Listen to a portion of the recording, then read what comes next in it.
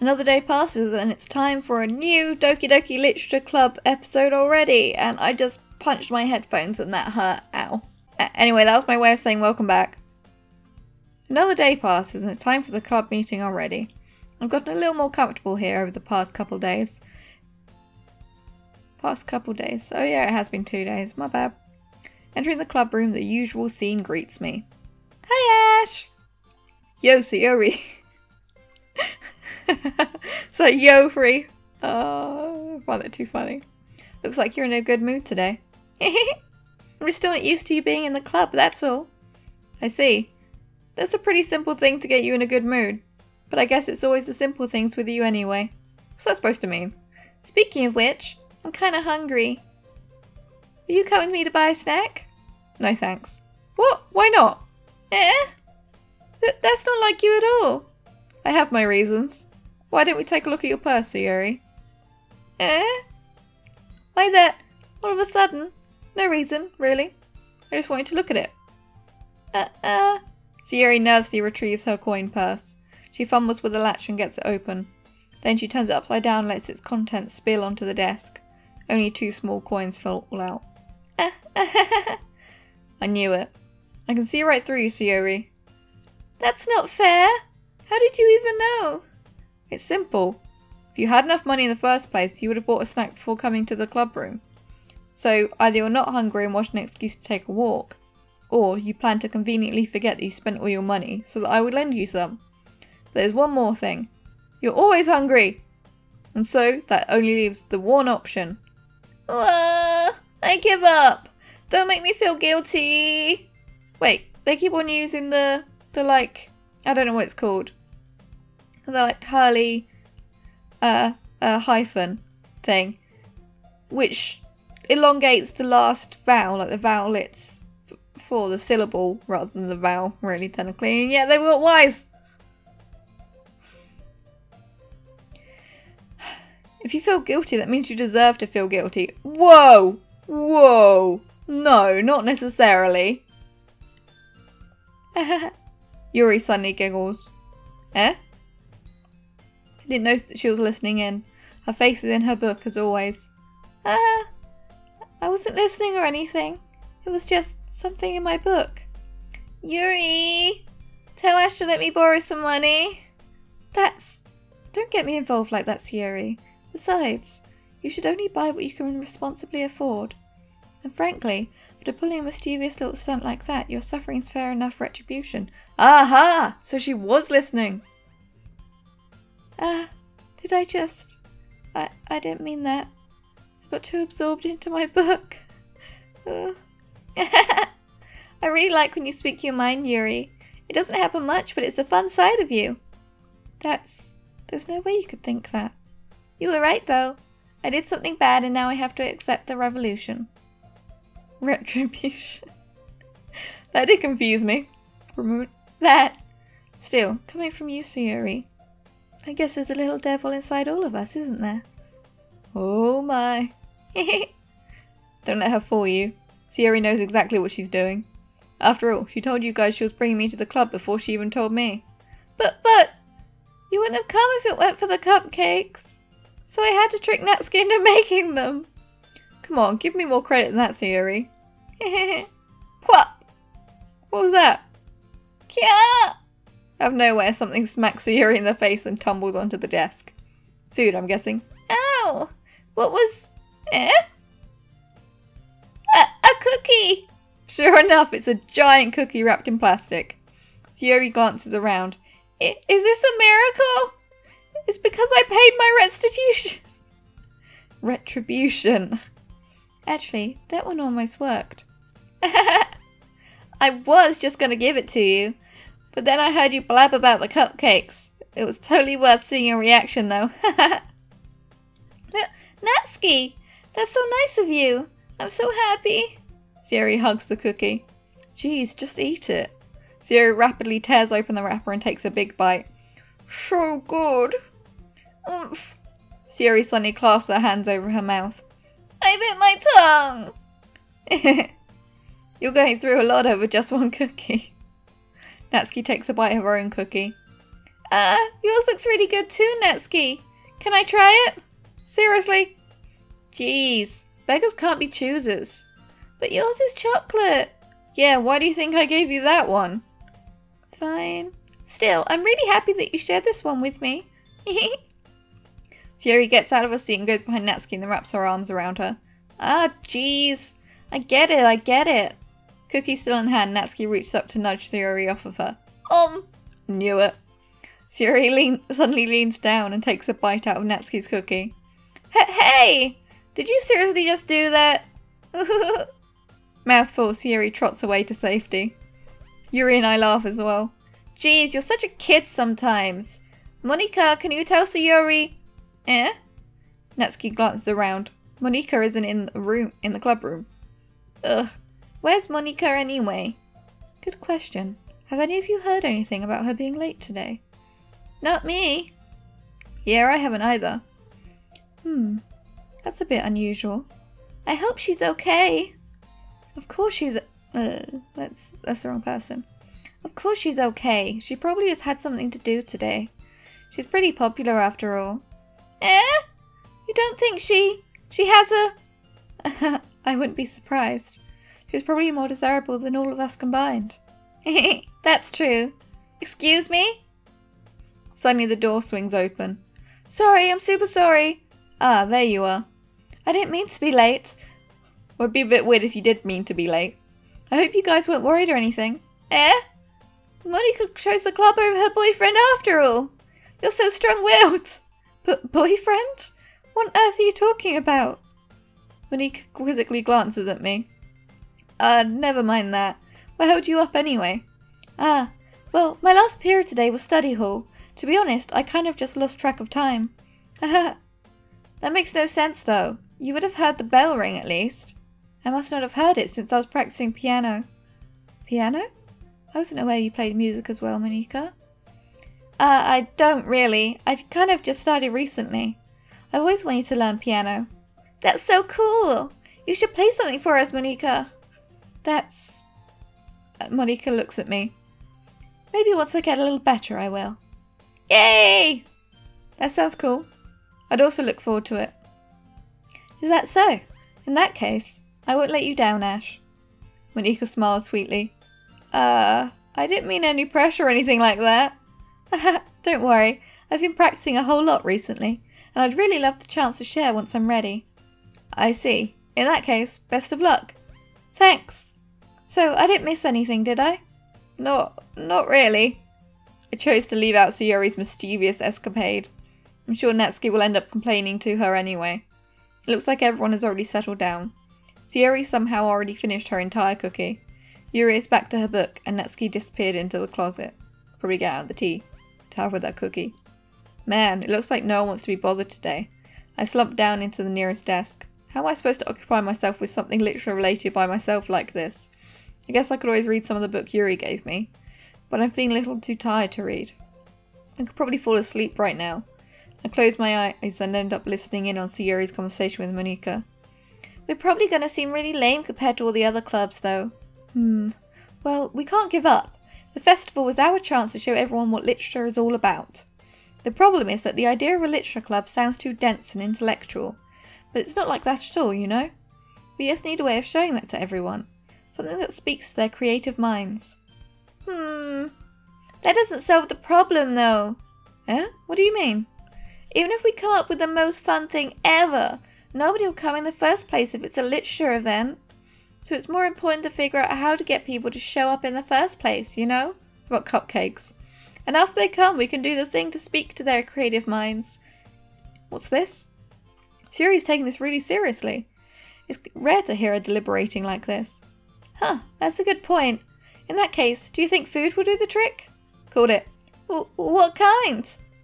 Well, I guess we could... Cupcakes! Good thinking. Natsuki would love to do that. You're right. Natsuki makes the best cupcakes. That works out perfectly. That wasn't why you suggested it. Cupcakes speak to my creative tummy. Cupcakes it is then. I'm hungry. Anyway, we still need to work out the details of the event itself. I find myself smiling. In the end, Sayuri is still her usual self. But therein lies the unexpected reason I admire her. Unlike me, who has trouble finding any motivation at all, Sayuri can put her mind to things and make them come to life. I suppose that's why I end up letting her go on my case about things. I can't help but wonder what it would be like to see the world through her eyes. Oh my god. What? I open my eyes to find Sayuri's face filling my vision. I nearly fall out of my chair. Sorry! Wait! Actually, I'm not sorry at all. It's your fault for sleeping like that. This isn't the napping club. Does our school have a napping club? You're staying up late again, aren't you? Now that you're in a club, you're gonna have less time for anime, you know. You'll need to get used to it. Don't say that so loud. I glanced over my shoulder to see if Monika overheard. It's true, though. Yeah, I know. You're always looking out for me, Sayuri. It's what I do best. That's a problem. What about you? You look out for me better than you look out for yourself. You're still oversleeping every day, aren't you? Not every day. That's not very convincing. How many days this past week have you gotten up on time? It's a secret. I knew it. Come on. At least give me the benefit of the doubt. I can't even do that. Look, Sayuri, it's written all over you. Sayuri glanced around at herself. How is it written all over me? You were clearly in a rush this morning. Look, your hair is sticking out all around here. I rub my fingertips down the side of Sayuri's hair, trying to straighten it out. Man, you really need a brush for this. My hair is just really hard to get right. I won't fall for that. There's more than just your hair. Look, your bow isn't straight either. There's a toothpaste stain on your collar right here. I tried to wipe off the stain with my finger. But nobody would ever notice that. Of course they would. Nobody's going to tell you about it because I don't want to embarrass you. Fortunately, I really don't care about that. Hey, you meanie! And you don't even keep your blazer buttoned up. Seriously, Sayuri, why do you think you don't have a boyfriend yet? Whoa! That's super mean! Sorry, but you'll thank me later. I start to button her blazer from the bottom. Once you see how much better it looks, you'll change your mind. This is so funny. What is? Well, I was just thinking how weird it is to have a friend who does these kind of things. Don't say that. You'll make me feel weird about it, stupid. It's okay though. I'm happy we're like this. Aren't you? I guess? Hey, be careful. The button might come off. Why is this one so hard to close? Seriously? I struggle to fully close the button near her chest. Does this thing even fit you properly? It did when I bought it. If you ever buttoned it, you would have noticed sooner that it doesn't fit you anymore. What are you smiling about? It means my boobs got bigger again. Don't say that out loud. Anyway, you look much better now, so...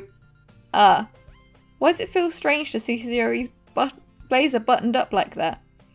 But it's so stuffy. It's not worth it at all. Sayuri hastily unbuttons her blazer once more. Phew! That's so much better. Sayuri puts her arms out and twirls around. So if I keep it unbuttoned, then I won't get a boyfriend, right? What kind of logic is that? And why are you saying that like it's a good thing? Because if I had a boyfriend, then he wouldn't let you do things like this. And you take care of me better than anyone else would anyway. So that's why I'm keeping it unbuttoned. Stop saying all these embarrassing things. I didn't say anything embarrassing. Jeez. Well, anyway, just focus on trying to wake up a little earlier. Only if you focus on going to bed earlier. Fine. It's a deal. I guess we really are better at taking care of each other than we are at taking care of ourselves. Yeah, I guess so, huh? So maybe you should come wake me up in the morning. You're doing it again, Sayuri. Oh, but I was joking that time. Man, it's impossible to tell with you sometimes. Okay, everyone. Yeah? Monika suddenly calls out. Why don't we share the poems we wrote now? Yay! Ash, I can't wait to read yours. Yeah, same.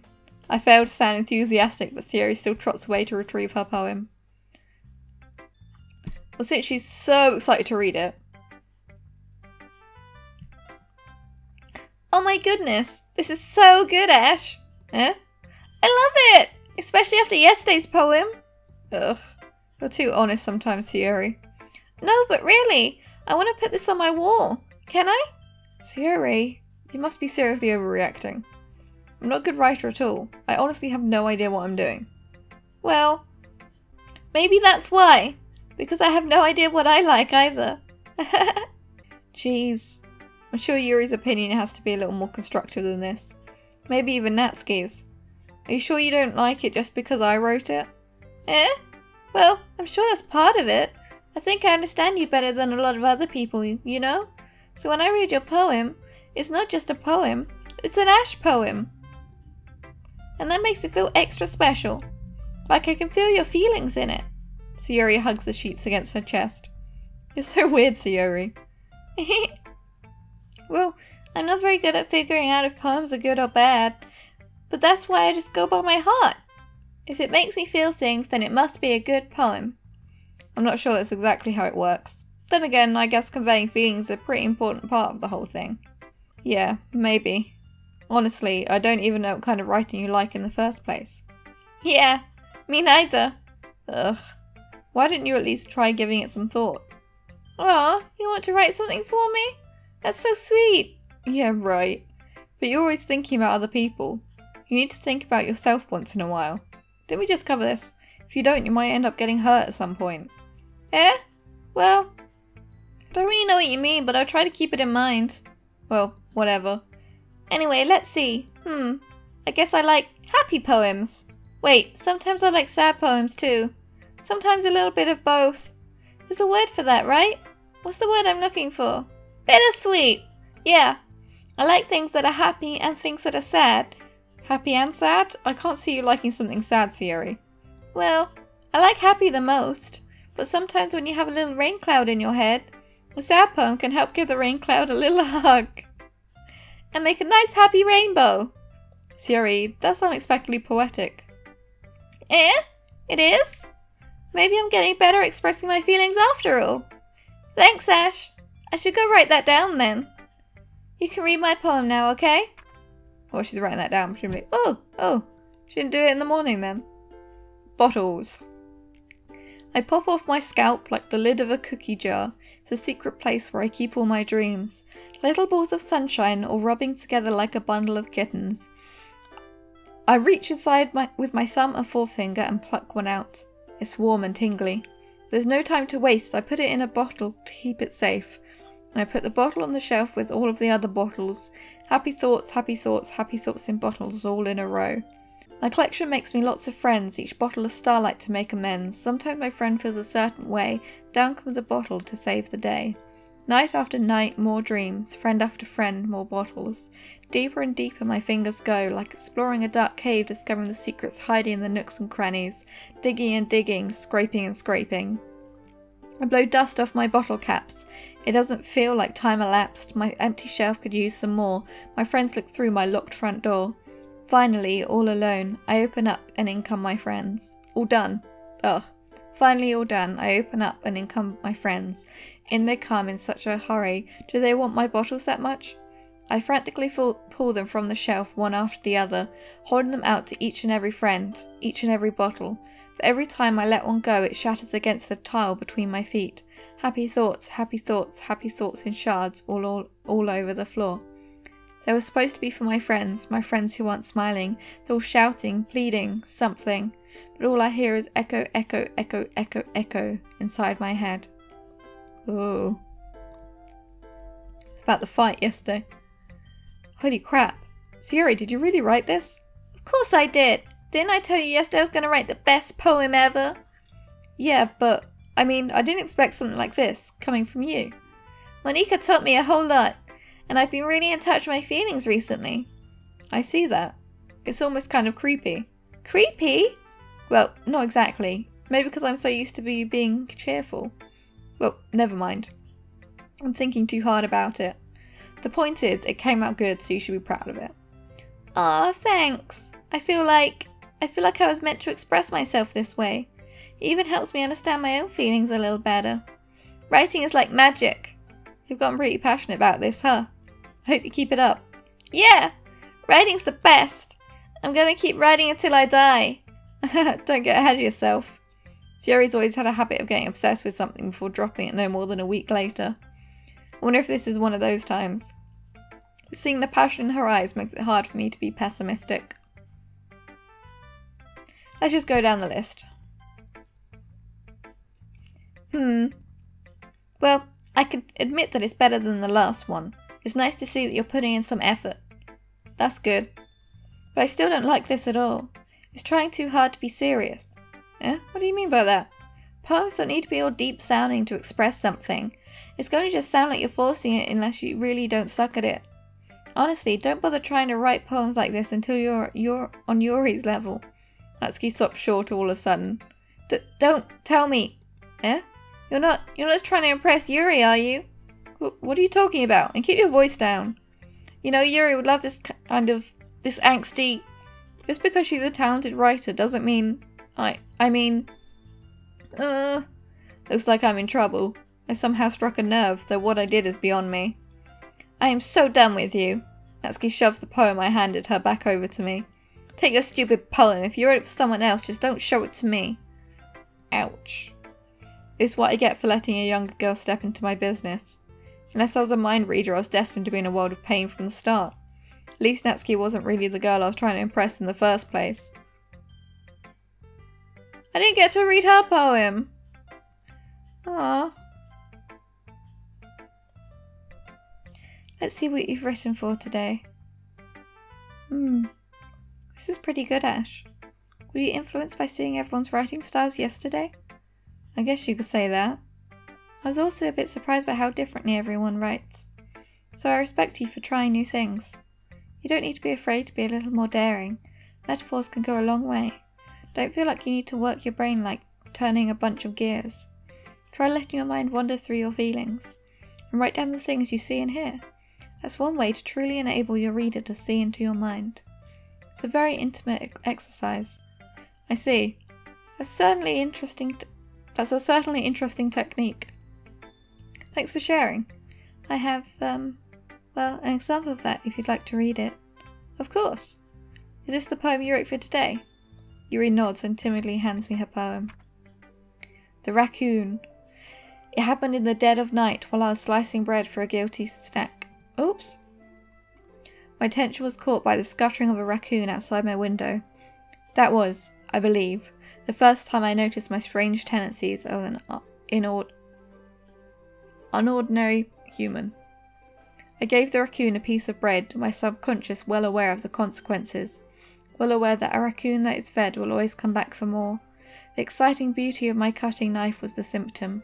The bread, my hungry curiosity. The raccoon... I can't read that. An urge. That's what it says. Ah! Where am I at there? The moon increments its phase and reflects that much more light off of my cutting knife. The very same light that glistens in the eyes of my raccoon friend. I slice the bread fresh and soft. The raccoon becomes excited. Or perhaps I'm merely projecting my emotions onto the newly satisfied animal. The raccoon has taken to following me. You could say that we've gotten quite used to each other. The raccoon becomes hungry more and more frequently, so my bread is always handy. Every time I brandish my cutting knife, the raccoon shows me its excitement. A rush of blood, classic Pavlovian conditioning. I slice the bread, and I feed myself again. I'm confused, and, I was a little more daring with this one than yesterday's. I can see that. It's a lot more metaphorical. I don't know if it's my fault, but I can't begin to imagine what this poem is about. That's right. It's a bit closer to my preferred writing style, using the poem as a canvas to express vivid imagery and conveying emotions through them. Yeah, if I take it at face value, then I can't even figure out what it's supposed to mean. Well, I think it's something that different people can relate to in their own way. I wanted to express the way it feels for me to indulge in my more unusual hobbies. Those sort of things I'm usually forced to keep to myself. So, I sometimes enjoy writing about them. Why do you keep them to yourself? Because they're embarrassing, and people would make fun of me. Don't you have anything like that, Ash? Well, yeah, I guess I do. I feel like everyone has a little something like that. The best we can do is respect each other and our individualities. Even if it's difficult sometimes and some things make us uncomfortable. After all, if I hadn't learned to embrace my own weirdness, I would probably hate myself. I might be ranting a little bit now, but I'm glad that you're a good listener. Last one. Hi Ganesh, how's the writing going? Alright, I guess. I'll take that, as long as it's not going bad. I'm happy that you're applying yourself. Maybe soon you'll come up with a masterpiece. I wouldn't count on that. You never know. Want to share what you wrote for today? Sure, here you go. I give my poem to Monika. Alright, I like this one. It makes me think of something Sayuri would like. Is that so? You and Sayuri are really good friends, right? I wouldn't be surprised if you had those sort of things in common. Well, we may be good friends, but Sayuri and I are actually really different. Well, that may be the case, but maybe there are also some similarities that you wouldn't expect. The way she talks about you, it sounds like the two of you really care about each other's well-being. Even if you show it in different ways, it ends up being more similar than you'd think. So I think that's the kind of vibe I get when reading your poem. You sure you're not reading into it too much? I could be. Oh gosh, I sound like Yuri. But in any case, Sayuri's writing has a kind of a gentle feeling to it. What's wrong with sounding like Yuri? I can tell that she likes exploring with emotions like happiness and sadness. Who knew that someone so happy would enjoy sad things too? Yeah, that's totally unexpected. Well, to each their own, and you shouldn't be afraid to experiment a little bit either. But anyway, you want to read my poem now? I feel the way this one turned out, so I hope you do too. Oh, I like the way this... That makes so much more sense. Alright, let's take a look. Save me. Oh, music suddenly changed. The colours, they won't stop. Bright, beautiful colours, flashing, expanding, piercing, red, green, blue, an endless cacophony of meaningless noise. The noise, it won't stop. Violent, grating waveforms, speaking, screeching, piercing, sine, cosine, tangent, like playing a chalkboard on a turntable, like playing a vinyl on a pizza crust, an endless poem of meaningless.